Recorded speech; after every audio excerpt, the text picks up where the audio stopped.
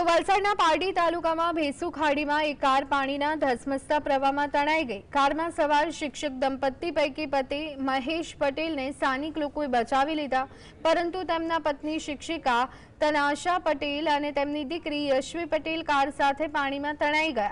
ઘટનાની જાણ થતાં વહીવટી તંત્રે તાત્કાલિક હરકતમાં આવ્યું અને રેસ્ક્યુ ઓપરેશન શરૂ કરવામાં આવ્યું।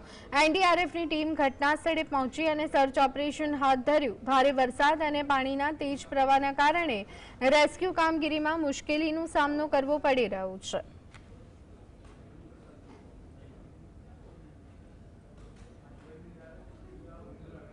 का फ्लो काफ़ी ज़्यादा था तो वो कार बह गई।